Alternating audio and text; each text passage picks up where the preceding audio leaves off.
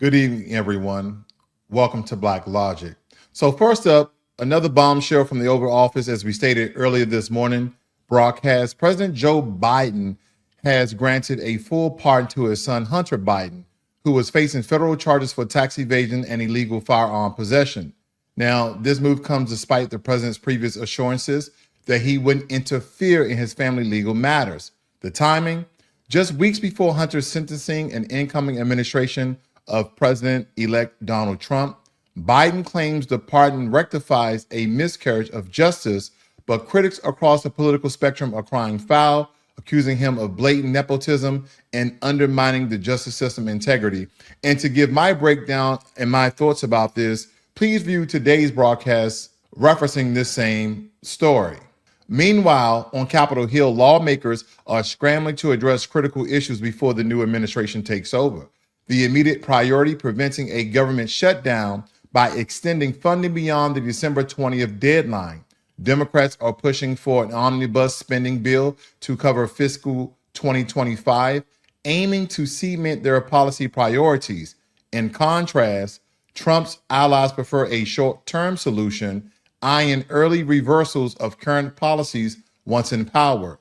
The National Defense Authorization Act is also on the docket, with debates intensifying over defense spending and policy direction. Now to Ukraine.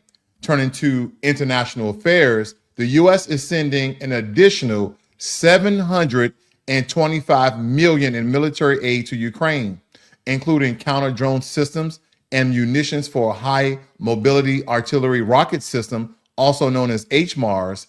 This brings total U.S. military assistance to approximately $7.1 billion. However, Ukraine's request for longer-range missiles, like the Army tactical missile systems, remain unfulfilled. President-elect Trump has pledged to resolve the Ukraine conflict swiftly, while Ukraine President Zelensky suggests that NATO membership for Kiev-controlled regions could end the war's hot phase. Now, there are some other statistics I've been researching and seeing that is far beyond what other news agencies are reporting of 7.1 billion. Now, according to the U.S. Security Council, that amount is far greater than what's reported by the federal government, because to date, we have provided approximately $64.1 billion in military assistance since Russia launched its premeditated, unprovoked, and brutal full-scale invasion of Ukraine on February 24th of 22. And approximately $66.9 billion in military assistance since Russia's initial invasion of Ukraine in 2014. We have now used the emergency presidential drawdown authority on 55 occasions since August of 2021 to provide Ukraine military assistance totaling approximately $31.7 billion from DoD stockpiles. Furthermore, when I looked into this situation of the American tax dollars being forwarded to Ukraine to fight their war against Russia, Ukraine's GDP is roughly $179 billion. And if you take the largest amount that the U.S. has essentially been funding Ukraine to fight this war of $67 billion, we're looking at almost a third of the funding of the GDP of Ukraine being funded by the American tax dollars. Because if you took $67 billion and divided into $179 billion, we're looking at roughly 2.67, if that math serves me correctly, of the amount of money that we forked out of our country to fund a foreign war. But again, those who we select and elect into office are those who will represent and spend the American taxpayer dollars. Hopefully the new government under the leadership of Donald Trump will be much, much different. In economic news, Wall Street is hovering near record highs. The S&P 500 edged up 0.3%, and the NASDAQ saw a 1.1 increase. Notably, super microcomputer stocks skyrocketed over 30% after an internal investigation cleared its management of misconduct. I knew I should have invested inside of that stock. On the flip side, Stellar stock plummeted 6.4%, following CEO Carlos Tavares' unexpected resignation and amid ongoing sales challenges. Now, here are the 5 things that you need to know before the stock market opens. Now, U.S. stock futures little change following strong November. Stellar stock tumbles after CEO resigns. Disney Mona 2 sets box office records. Volkswagen worker strike over automakers' cost-cutting plans. And last but not least, online sales help push Black Friday spending higher. But of course, and today is Cyber Monday. So if you're still trying to Christmas shop for your loved ones and friends, this is probably the best time that you can do that. The Federal Reserve, Raphael Bostic, remains cautiously optimistic about inflation trends, suggesting potential interest rate cuts in December, depending on the upcoming data. So there's a potential that inflation is decreasing on the rise in the excitement behind Donald Trump's election. The retail sector is at a crossroads despite a wave of store closures from giants like CVS, Walmart, and Target. Shark Tank investor Robert Herjavec insists we're witnessing a retail renaissance, not an apocalypse. He argues that the retailers offering quality products and unique shopping experiences are thriving. However, the rise of e-commerce and shifting consumer behaviors present undeniable challenges. The closure of physical stores raises concerns about pharmaceutical and food deserts, especially in underserved communities. Herjavec emphasized the need for operational efficiency and innovation to navigate this evolving landscape. On the political front, a post of Vice President Kamala Harris' failed presidential campaign reveals a series of missteps and external challenges. After President Biden's unexpected withdrawal, Harris faced the daunting task of securing the Democratic nomination in economic discontent and rising approval for Trump's policies. Despite strong debate performances, her campaign struggled to make a difference from the previous administration, ultimately leading to her defeat. This outcome underscores the complex nature of voter engagement and the impact of economic issues on electoral success.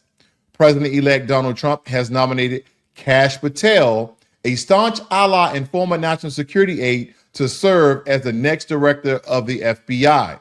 This selection has ignited significant debate across the political spectrum because John Bolton came out publicly and stated that he wants the Senate to reject the nomination of Kash Patel to the FBI chief position.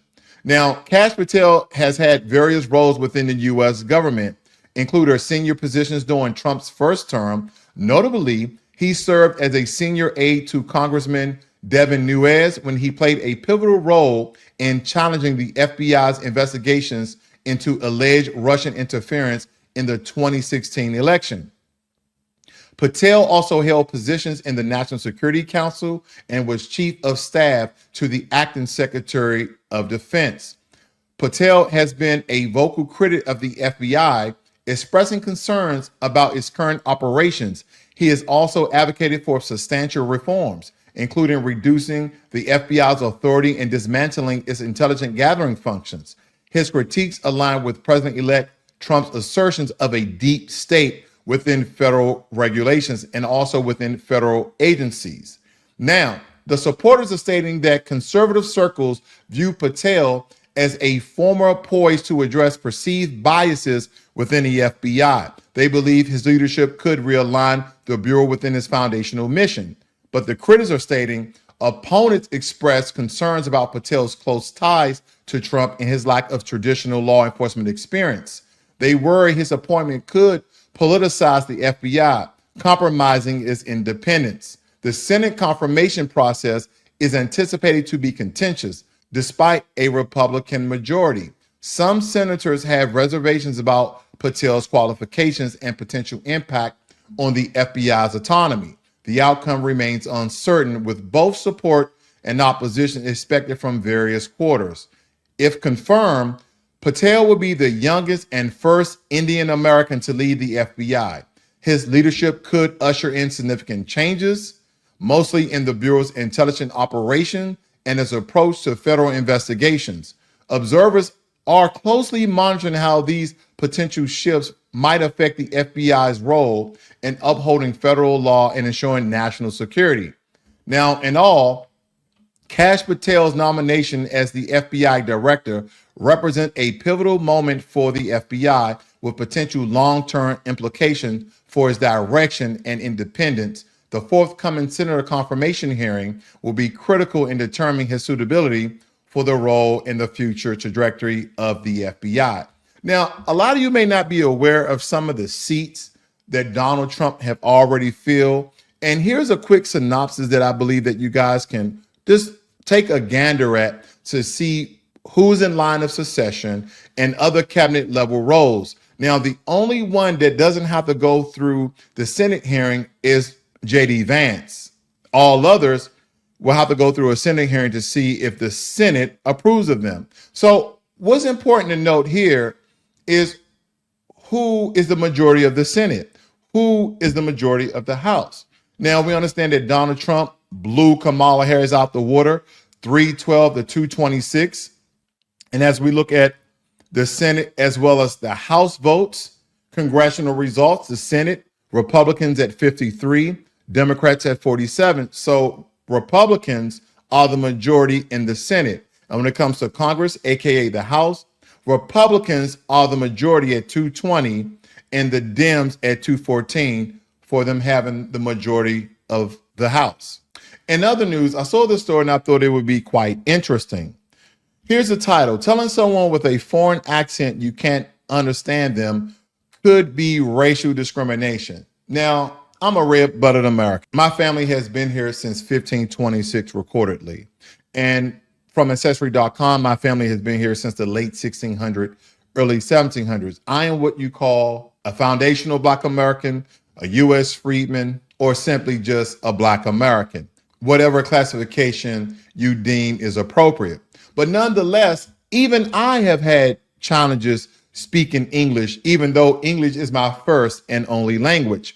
When I went to college, I went to a speech class because I wanted to be a commentator. I wanted to be a news reporter. I wanted to do all these things in media. Because I grew up in a Black neighborhood where our vernacular and our lexicon and our enunciation and pronunciation was not the same as the dominant society, meaning I didn't grow up in white America. I grew up in America, which encompasses all different ethnic creeds and races and religions. But we also understand that in some conclaves, America is divided. And that depends on how you grow up, where you grow up, as well as your economic status. So when someone states something as discriminatory is, you could be racial discriminatory because of someone's accent. Well, let me tell you, if you're a white boy in California, like, hey, that's gnarly, dude, or you're a Black guy in the hood, does it really matter? We're all Americans. We all have different vernaculars. We all have the way that we pronounce our words, depending on you're from the East Coast, the West Coast, up north, or down south. So with this being stated, if you are foreign to a land and you came to America for opportunities, better infrastructure, better healthcare, better everything, then if you want to live and you want to thrive in this country, then one of the first things you need to do is learn how to communicate clearly enough for someone to understand you. Do I believe that there are some who are being racially discriminated because of their heavy accent? Absolutely. Do I believe that when I ask someone to repeat what they said, or I cannot hear you clearly because of a heavy accent, is that discriminatory? No. My ears are fine-tuned for the East, West, North, and South of Americans. So when people come here from other countries and they have a difficulty pronouncing or enunciating certain words, I do too.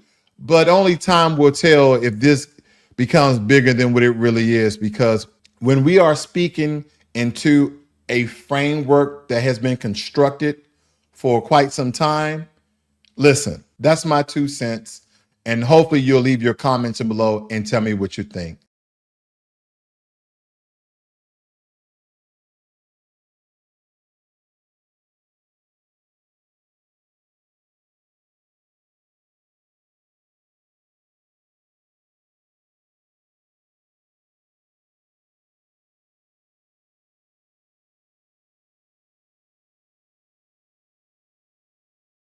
That's a wrap for tonight. Remember, staying informed is a first step for meaningful change. And I just hope that all of you understand that we're living in a very critical time in America, and the news here at Blacklogic is where you want to be. Some bias, some rant, no conjecture, all truth. You guys have a great and wonderful evening. This is Blacklogic.